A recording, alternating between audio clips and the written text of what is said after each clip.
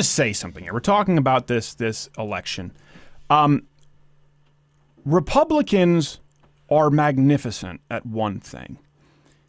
They're a marvel at losing, and they deserve to lose. Republicans deserve to lose. You're in a position that you deserve. And I'm not talking about the establishment.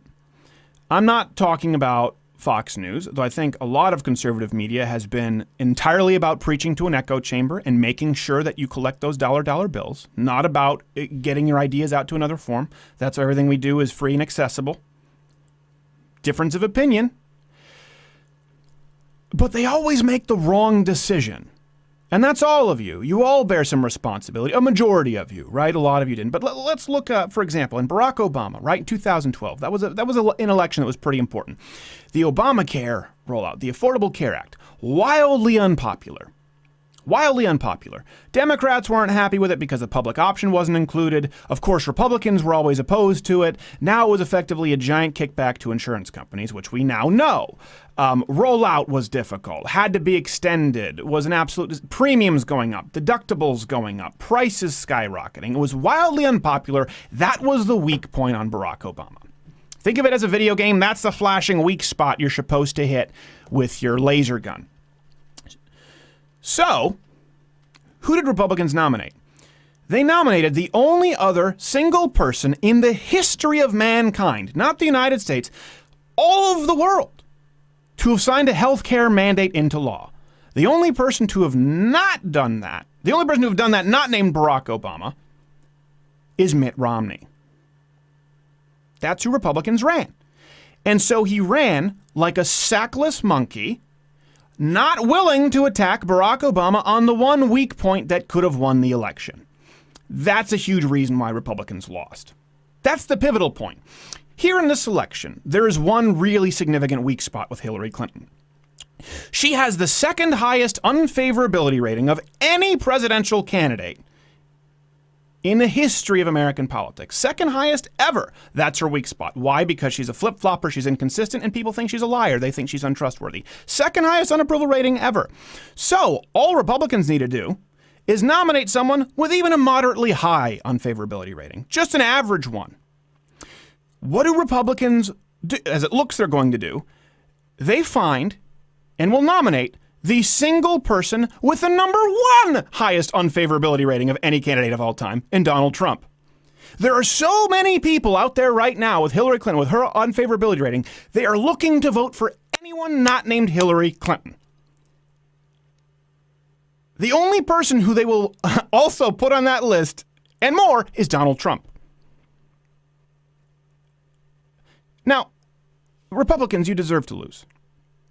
You deserve to lose. Now, we're talking about this. Let's get into the numbers, and then we'll get into the principles of it, okay? I'm not a political pundit necessarily, but I watch all of these people, and they talk, and they get it so wrong. Okay, the last election, Romney-Obama was determined by about 5 million votes, 60 million to 65 million. That's what determined that election. If you listen to really conservative sources like Rush Limbaugh or Mark Levin, they estimate as high as 4 to 5 million registered Republican conservative voters did not come out to vote for Romney, who even voted for McCain. So they say 4 million less than McCain. Skeptics say it's only about 1 to 1.5 million. Let's split the difference and be fair. Let's call it 3 million. 3 million less Republicans voted for Romney than McCain because they didn't think he was conservative enough. What killed Romney was not the independent vote. What killed Romney was that cavalry never came over the hill. Now, if you look at the numbers that we have, Donald Trump is the one candidate who will have the highest number of Republicans who guaranteed will not vote for him. He's that candidate. He will have far more Republicans who will not come out and vote for him. Okay? So he's starting at, let's conservatively say, a deficit of 10 million when compared to McCain or Romney. He's starting at that deficit. So people are saying he's going to get so many moderates. He's going to get so many Democrats.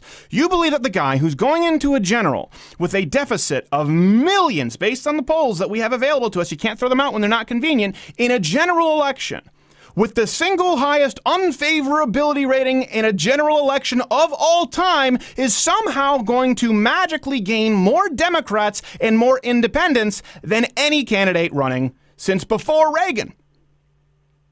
That's your gamble? It's a high-risk gamble. That's not inherently wrong, right? A high-risk gamble you make. Why? Trump knows this. Art of the deal. If it's a high reward. Okay, that's a high-risk gamble. It's the highest risk gamble Republicans can make. What's the reward? You get a borderline lifelong Democrat, pro-choice, anti-Second Amendment, anti-free speech, for bankruptcies, serial admitted philanderer, divorcee, who didn't have an opinion on partial birth abortion, guns, illegal immigration, was flip-flopped on that until he decided to run for election. That's your reward. Whether he's your guy or not, that's your very, very high risk reward. And the reason his supporters, the sole redeeming reason, they don't deny that, is it's based on the idea that Donald Trump is a great businessman. So again, we've gone through the numbers. Great businessman. That's his selling point. Okay, let's use the numbers that Trump used himself. Okay? In 82, he said he was worth $500 million. Of course, he was estimated to be worth about $200 million. He said $500 million. If he'd have taken that money, put it in an S&P index fund, he would be worth today, at the rate of increase that was, I think, about over that course because of the boom in the 80s, over 11%, $20 billion. If he put it in an unmanaged index fund and never touched it, $20 billion. He claims to be worth $10 billion. That's twice what he claims to be worth. Now, that's what he claims to be worth, okay? The closest thing we have to a third-party analysis was Deutsche Bank. They put it at $750 million. Forbes has him listed at about $3 billion. Donald Trump varies based on many, many billions depending on the day. This is a guy who inherited anywhere between $40 and $200 million from his father when he got started, okay? His business would have done better if he'd have done nothing with that money. Also for bankruptcies and left people holding the bag. So you're talking about it. By the way, he sued a publication for saying that he was worth $250 million twice. Because he sued them for what? $5 billion because he said they were lying. Guess what? He lost twice in a court of law. Why? Because the court deemed that the estimation of $250 million wasn't proven to be inaccurate by Donald Trump himself. He wasn't able to.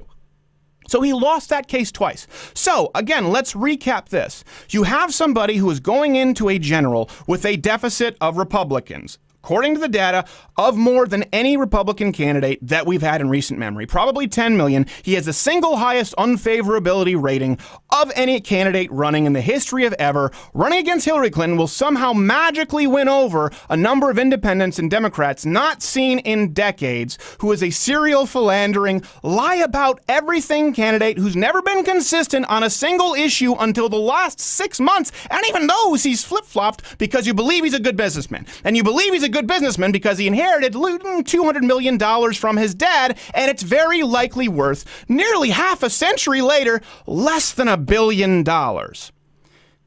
That's your play? If you're watching this, congratulations, you've not yet been corrupted by the internet and your short attention span. I know mine went away with Dramatic Hamster, and then it was just solidified with History of Dance. That guy can really do the Ice Ice Baby. Here's the thing. You may not know, this is a clip from a full 3-hour radio show. You can see that full show by clicking next to me. I think there's something else playing in another box. It might be another short video.